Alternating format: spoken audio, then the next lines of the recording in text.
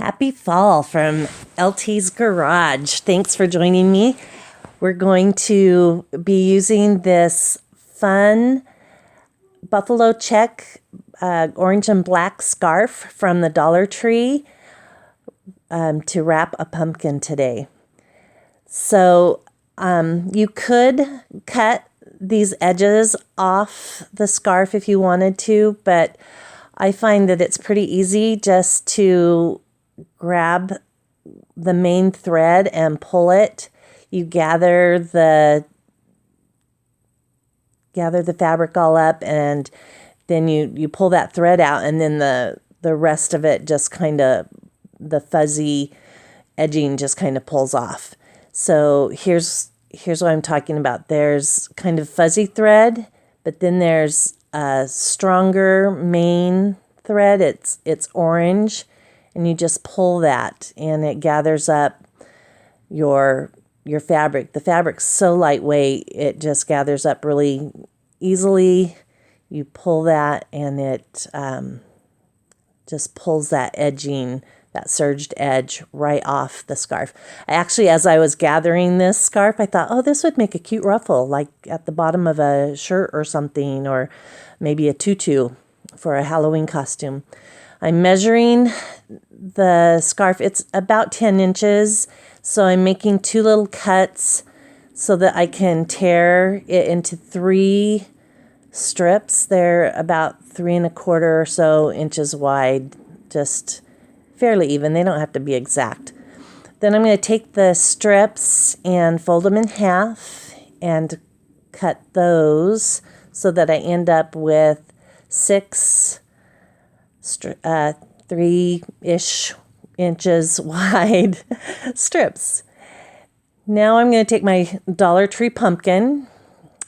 It's great to have these dollar pumpkins, but then it's like, what do I do with it? So we're going to take this pumpkin and we're going to tie these strips on. So just right across the middle, I'm going to pull pretty tight. I want my strips to be really snug. And then I just tie a knot. I'm going to grab my next strip here. And again, it's going to go right across the middle of the bottom of the pumpkin, come up on the right side of my first strip here and on the left side over here so that it's straight across the bottom again. And make sure that my overlap is good. Don't want to leave any gaps, and then tie a knot. And go into hyperspeed here, and again, all along checking and making sure that my overlap is good and that my strips are centered on the bottom of the pumpkin. So it takes 5 of these strips to cover the pumpkin.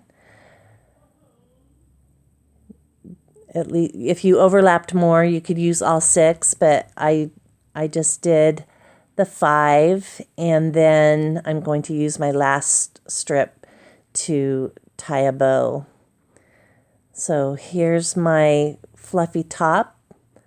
I'm going to cut some loose threads there and then trim my top so that it's even. I just think this is so cute to have this little kind of pom-pomish top on this pumpkin.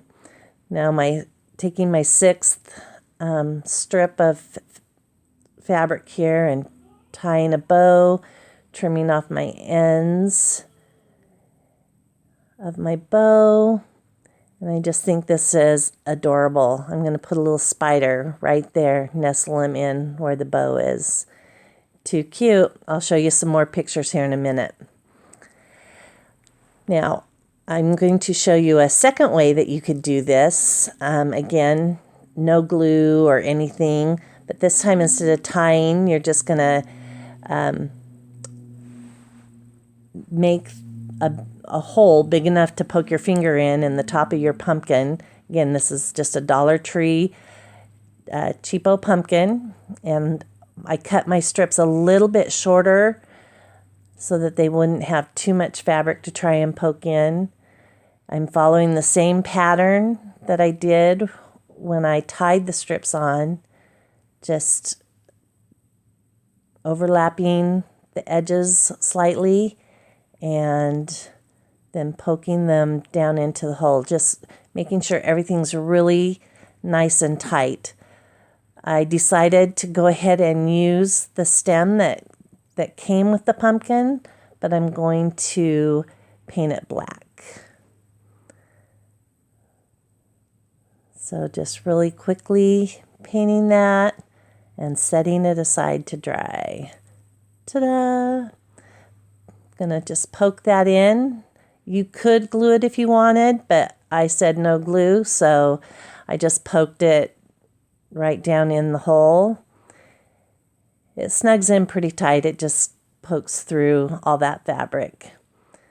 So used my 6th strip again to tie a little bow, and there's my cute Halloween pumpkin. Here you go. 2 different styles of pumpkins. They're both very shabby, chic, country-ish, I guess you would call them. I think they're adorable. The pictures really do not do them justice. I am not a great photographer, obviously, but they are so cute among my other Halloween decorations. I'm really going to enjoy these. I hope that these inspire you to try something new and that you'll share this with somebody else who might like it. And visit me on Facebook and Instagram. See you soon.